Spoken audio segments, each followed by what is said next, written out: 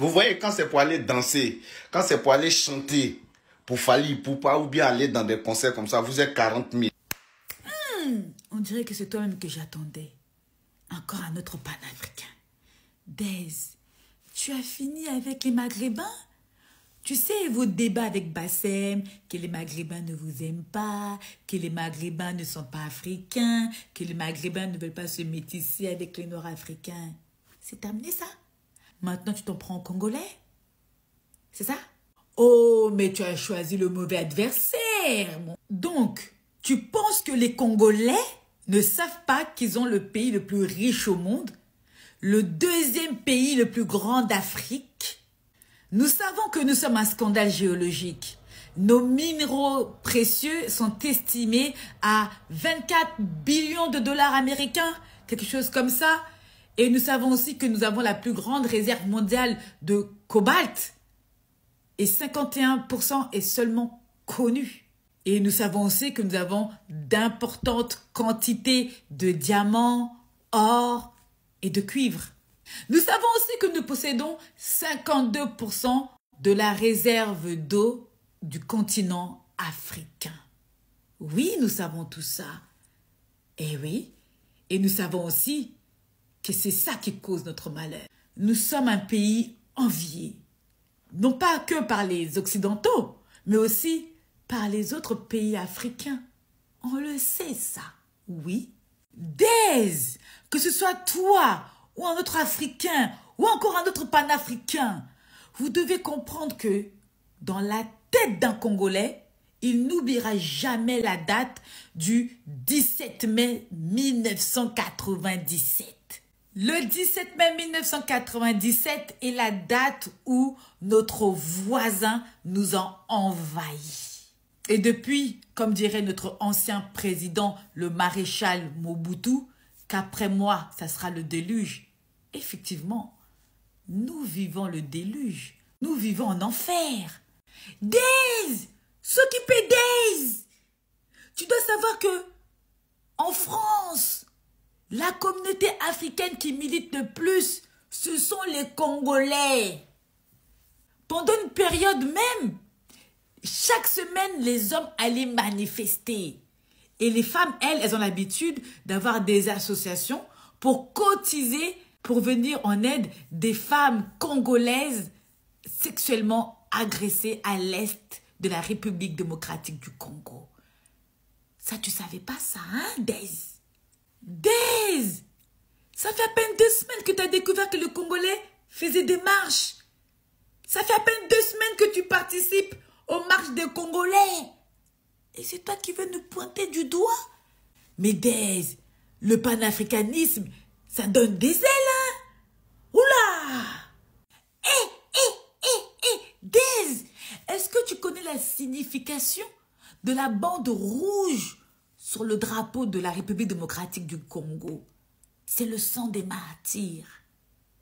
Et depuis 1997, nous avons beaucoup de martyrs. Tu connais Rossi Mukendi? Hein? Tu es au cours d'une manifestation pacifique à Lemba en 2018. Oh, est-ce que tu connais aussi Thérèse Kapangala? Oui, mais tu la connais? Tu es aussi par la police lors d'une manifestation pacifique devant une église. Tu la connais? Et des martyrs comme ça, on en a plein. D'autres même disparus jusqu'à aujourd'hui, on ne les a pas retrouvés. Doucement, doucement, que ce soit clair pour les autres Africains ou encore panafricains, des gens comme Dez, vous devez comprendre que depuis 1997, les Congolais résistent face à cette guerre qui leur était imposée injustement et face à l'insouciance, non pas que des Occidentaux, mais aussi des autres pays africains, des autres Africains. Vous étiez où, vous, pendant plus de 25 ans? Vous étiez où? Aujourd'hui, les Congolais se battent pour que le monde entier reconnaisse que nos 13 millions de morts ne sont pas des victimes collatéraux, mais au contraire, nous sommes victimes d'un génocide. Ces 13 millions de morts sont morts parce qu'ils sont Congolais. et qu'ils vivent sur une terre où il y a du coton, du cobalt à volonté. Days, ça fait plus de 25 ans que les Congolais résistent face à ce génocide silencieux que beaucoup font semblant de ne pas entendre, de ne pas comprendre et de ne pas voir. Ce monsieur-là dont tu parles, Fally Ipupa, celui qui a rempli la salle de U Arena samedi dernier d'au moins plus de 40 000 personnes. Tu sais ce qu'il a vécu? Il a été interdit par ses compatriotes de jouer en Europe pendant près de 10 ans. Fally Ipupa et les autres artistes congolais. D'accord? Et le pauvre Fally Ipupa, le phénomène combattant est apparu dès le début de sa carrière solo. Il en a bavé. Mais malgré tout, il a chanté au moins 2 chansons pour dénoncer la guerre qui se passe à l'est de la RDC. Il a une association qui, plusieurs fois dans l'année, fait des dons pour les enfants à l'est de la RDC, les femmes, enfin, pour toutes les victimes de la RDC. Et toi, Days, tu as fait quoi, toi, à part avoir marché avec nous que depuis les 2 semaines, là? Hein? Days! Et ça vaut aussi pour les autres Africains donneurs de leçons.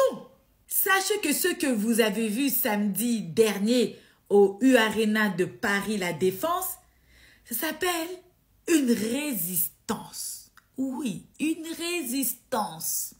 Car ce génocide n'est pas que physique, mais aussi culturel.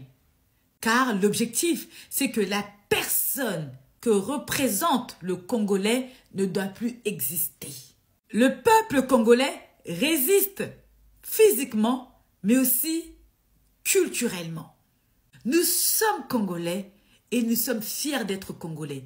Nous allons nous battre à d'autres manières. Nous allons marcher, nous allons dénoncer et aussi nous allons nous retrouver autour de nos frères artistes congolais pour que nous entendent aussi culturellement. Donc, nos soi-disant frères africains, quand on ne connaît pas grand-chose, la moindre des choses, c'est de se taire. Vraiment, c'est de se taire. Car heureusement que le ridicule ne tue pas.